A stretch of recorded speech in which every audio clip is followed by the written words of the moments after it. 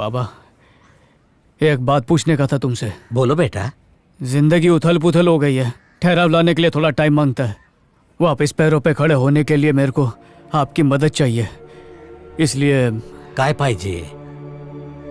महीने भर के लिए घर का खर्चा संभाल ले बाबा। 1 महीने के लिए मेरे को पाल ले।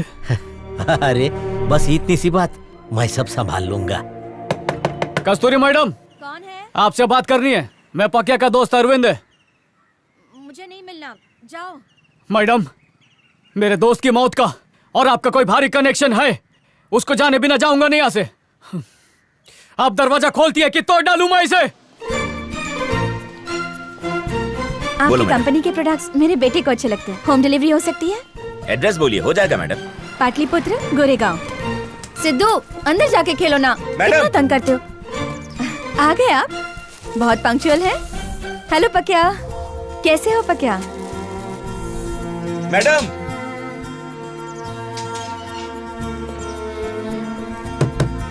मैडम। हाँ पकिया। हाँ मैडम। मैं जरा बिजी हूँ, सामान दरवाजे पर छोड़ना, मैं उठा लूंगी। और गमले के नीचे पैसे हैं।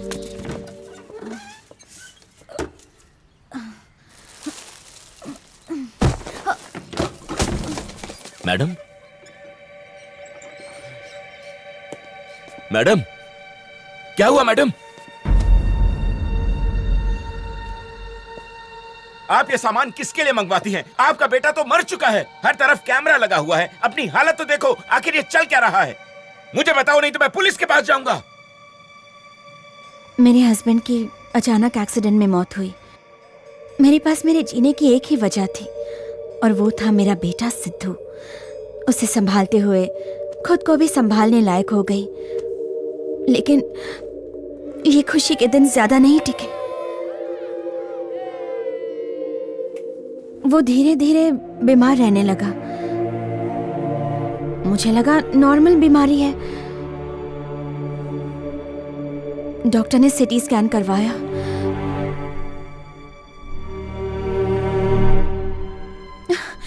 मुझे जिंदगी का सबसे बड़ा शौक तब लगा जब पता चला कि उसे कैंसर था।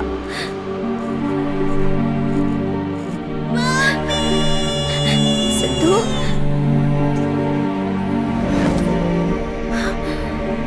ट्रीटमेंट का कोई फायदा नहीं हुआ। हम उसे नहीं बचा पाए। मुझे यकीन नहीं हो रहा था। फैमिली हिस्ट्री में किसी को कैंसर नहीं हुआ था। मैं बहुत परेशान थी, इसलिए एक दिन मैं डॉक्टर से मिलने गई। क्या मैं इसकी वजह जान सकती हूँ डॉक्टर? पैक्ड फूड या ड्रिंक्स टेस्टी बनाने और उनकी ड्यूरेबिलिटी बढ़ाने के लिए ज्यादातर फूड कंपनीज हार्मफुल प्रिजर्वेटिव्स और केमिकल्स ऐड करते हैं। टेस्ट अच्छा होने से बच्चों को उनकी आदत पड़ जाती है। इससे लॉन्ग रन में कुछ बच्चों के इंटरनल बॉडी पार्ट्स में डैमेजेस होने लगते हैं। Depending on their resistance capacity to fight diseases, कुछ बच्चों पर उसका कम असर होता है, वहीं दूसरी ओर कुछ बच्चों पर ज्यादा हार्मफुल इफेक्ट होता है। अब स्ट्रॉन्ग इम्यून वाले बच्चे ट्रीटमेंट के बाद रिकवर हो जाते हैं, पर बहुत से कमजोर इम्यूनिटी वाले बच्चे अपनी जान गंवा बैठते हैं। बच्चा कितनी क्वांटिटी में उन प्रोडक्ट्स को कंज्यूम करता है, उससे भी बहुत फर्क पड़ता है। ज्यादा प्रॉफिट के लिए फूड कंपनी सस्ते और घटिया इंग्रेडिएंट्स डालते हैं, जैसे आटे की जगह मैदा, आर्टिफिशियल कलर्स, हार्मफुल केमिकल्स जैसे sodium nitrate, high fructose corn syrup, घटिया क्वालिटी का ऑयल एटसेट्रा।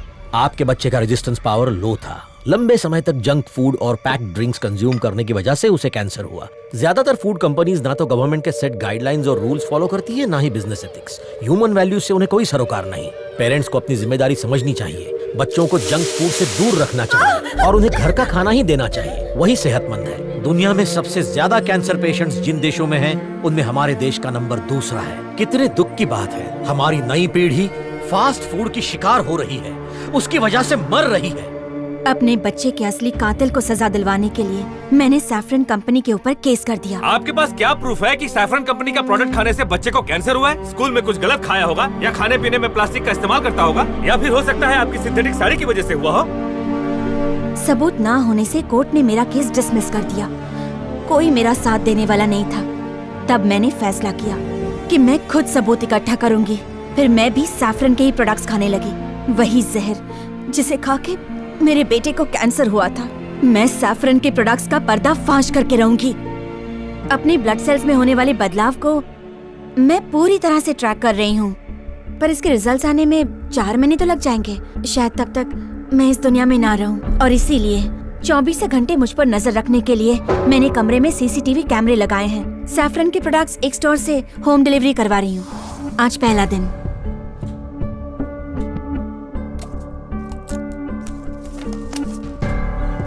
ये लो मैडम, चेक कर लो।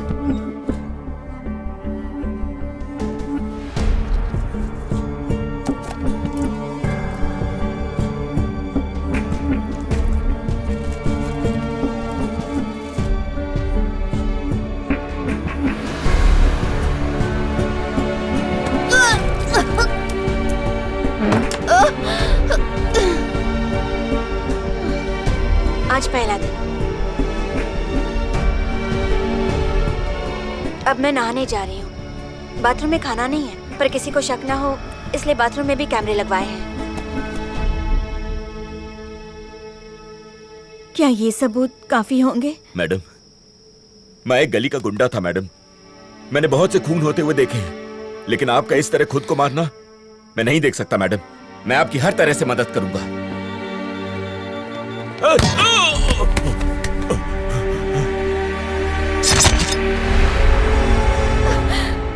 मुझे यकीन नहीं हो रहा कि बकिया नहीं रहा। कैसा समाज है हमारा कि एक माँ के हाथों अपने बच्चों की हत्या करवा रहा है। हर दिन अपने हाथों से उसे जहर खिला रही थी। मुझे यकीन था कि मैं अपने बच्चे को सबसे हेल्दी और बेहतरीन चीजें खिला रही हूँ, लेकिन इतनी बड़ी कंपनी भी ऐसा करे तो किस पर विश्वास करे? सैफरन कंपनी को एक्सपोज किए बिना मैं नहीं मरूंगी। मैं मानता है कि आपके दुख को कोई कम नहीं कर सकता, लेकिन आपको यह जहर रोज खाने को नहीं देगा। आप जैसी हिम्मत वाली औरतों की दुनिया को जरूरत है। मैं कोई ना कोई रास्ता जरूर निकालेगा। सर, पकिया के बारे में मैं कस्तूरी से बात करने गया था। क्या कह रहे हो? पहले मुझसे बात करना चाहिए था ना। मतलब माइती है सर, उसके मासूम बच्चे की मौत की वजह हमारे प्रोडक्ट्स ही है, और यह बात साबित करने के लिए वो रोज हमारा प्रोडक्ट खाकर अपनी जान जोखिम में डाल रही है। और तो और उसके पास वीडियो रिकॉर्डिंग भी है। जयराम, तुम बच नहीं सकते। तुम्हें और तुम्हारी कंपनी को बर्बाद कर दूंगी। उसकी हालत बहुत खराब है, किडनी वगैरह भी जवाब दे चुके हैं सर। उसको कभी भी कुछ भी हो सकता है सर। ये सब सुन के बहुत बुरा लग रहा है। ऐसी कंपनी में काम करके अफसोस हो रहा है। अब चाहे कुछ भी हो जाए, हर हाल में कस्तूरी की मदद करनी होगी हमें। इस कंपनी को कोर्ट में ले जाएंगे। वो भी यही बोल रही थी सर, पर मैं जड़ से इलाज करना चाहता हूँ, इसलिए आपके पास आया हूँ। कैसे? सर, मेरे को जब किसी ने हत्यारा बोला तो मुझे बहुत बुरा लगा। अगर हम मजदूरों को एहसास दिलाएं कि कस्तूरी के बच्चे के मौत के जिम्मेदार वो हैं, तो उनको भी बुरा लगेगा और वो कंपनी के खिलाफ बगावत कर डालेंगे सर। आखिर ये जहर बनाने और बांटने का घिनौना काम मजदूरों के हाथों से तो करवाते। मजदूरी बदलाव की पहली सीढ़ी है सर। दिमाग ठिकाने पर नहीं है? क्या लगता है मजदूर बदलेगा? मजदूर इसमें हमारा साथ देगा? वो बोलेगा कि नहीं सर, मैं आपका साथ नहीं दूंगा। तब क्या करेगा तू? अगर गलती से 2-3 मान भी गए तो उससे प्रोडक्ट पर कोई भी असर नहीं पड़ने वाला। बेवकूफी है, ये ख्याल अपने दिमाग से निकाल दे। सर, पहले भी ऐसे ही मुद्दे पर अपना डिस्कशन हुआ है, जब आपने मुझसे पूछा था कि जो लोग टीवी नहीं देखते उन तक अपनी बात कैसे पहुंचाए। मैं बोला मुमकिन नहीं, पर आपने मुस्कुराते हुए मेरे को देखा और बोला कि मार्केटिंग में नामुमकिन नाम की कोई चीज ही नहीं होती। सर, जब मार्केटिंग से लोगों तक अपना प्रोडक्ट पहुंचा सकते हैं तो उन तक अपनी तकलीफ भी पहुंचा सकते हैं। अपनी फालतू की बकवास बंद करो। ये उस औरत का वहम है कि हमारा प्रोडक्ट हेल्दी नहीं है। मुझे दुख है कि मेरे साथ रहकर भी तू मार्केटिंग नहीं सीख पाया। मुझे उस कस्तूरी से सारे वीडियोस ला कर दो। End of discussion, get out. चल तो है। आज ऑफिस में कुछ अजीब बात हुई। एक 2 टके का मजदूर मुझसे आकर यह कह रहा है कि ग्राहक की तकलीफ वहां काम कर रहे मजदूर से कैसे कही जाए। मैं तो शॉक्ड हो गया। अब एक कंपनी का मजदूर क्या ग्राहक से डायरेक्टली कनेक्ट हो जाएगा? कभी सोचा नहीं था इसके बारे में। कोई फायदा नहीं होगा। मैनेजमेंट में बैठा हर ऑफिसर करप्ट है, उनसे बात करना ही बेकार है। और जो ग्राहक है, आलस की ऐसी चादर ओढ़ा हुआ है कि वो खरीदना बंदिश नहीं करेगा। और हम जैसे नौकरी पेशा लोग टारगेट के चक्कर में अपने जमीर को थपथपा के सुला देते। अगर कोई बदलाव ला सकता है तो वो सिर्फ मजदूर है, उनके सिवा कोई कुछ नहीं कर सकता। अरे उनको क्या पड़ी है, वो आए अपना काम किया, घर जाके सो गए। ए, तुला कळत नाही का? चाहे मजदूर बोल लो या ग्राहक बोल लो, कुछ फर्क नहीं पड़ता है, क्योंकि आखिर में दोनों एक ही चेहरे। कुछ नहीं समझा। ड्यूटी के सिर्फ 8 घंटे के लिए तो मजदूर है। अरे अब बाकी टाइम वो क्या है? ग्राहक ही तो है। खाने पीने और बाकी चीजों की जरूरत उसको नहीं पड़ती है क्या? अगर उन लोग ये बात समझ गए ना तो सब कुछ ठीक हो जाएगा। तेरे बस का नहीं है, तेरे से कुछ नहीं होगा, फालतू बकवास मत कर। बरोबर बोला, कुछ नहीं होगा। ना हम सुधरेंगे ना कुछ बदलेगा, सब ऐसे ही चलता आ रहा है, चलने दो इसको। पर मैंने आदि सर से सीखा है कि मार्केटिंग में इतनी ताकत है कि आप कुछ भी बदल सकते हो। ये बात भेजे में पत्थर की लकीर की तरह छप गई है। अब चाहे मेरा गुरु मेरा साथ न दे या कस्तूरी कमजोर पड़ जाए, मैं पीछे हटने वाला नहीं है। अच्छा ठीक है, हम लोग कल आराम से बात करें, अभी चलते हैं। मेरी बात सुन, एक बार क्या 10 बार सोच के देख लिया हमने। तेरे इस आंदोलन से ना ग्राहक को फर्क पड़ेगा ना मजदूर को। जब तुझे पूरी बात नहीं पता तो इसमें कस्तूरी को क्यों घसीट रहा है? उसे उसके हाल पे छोड़ दे, वो अपने हक के लिए खुद लड़ना जानती है। तू एक भी मजदूर को अपने मालिक के खिलाफ आवाज उठाने के लिए राजी नहीं कर पाएगा। हम लोग 200 साल से क्या पढ़ते आ रहे हैं? Macaulay education system. अंग्रेजों ने हमें यस सर बोलना सिखाया और कठपुतलियां बना के छोड़ दिया। मेरी एक बात गौर से सुन ले, ये जिन मजदूरों की तू बात कर रहा है ना, ये इसी एजुकेशन सिस्टम से पढ़ के निकले हैं। इन लोगों को तू बदल लेगा क्या? हो ही नहीं सकता। अंधों की बस्ती में सुरमा मत बेचो। अरे मेले को क्यों बुलाया मीटिंग में? बहुत अच्छी स्पीच दी, लेकिन मेरे को कुछ समझ में नहीं आया। क्या मजदूर से ये कहोगे कि काम मत करो? तुम वर्कर्स को काम करने से मना करोगे और वो तुम्हारी बात मान जाएंगे? ऐसा वो लोग नहीं होने देंगे। तुम्हें क्या लगता है अपने बकवास आइडिया से उसकी जान बचा लोगे? अरविंद, काय आई? ऐसे फुग्गे की तरह मुंह फुला के काय को बैठा है रे? जाना आई, तेरे को नहीं समझेगा, चल जा।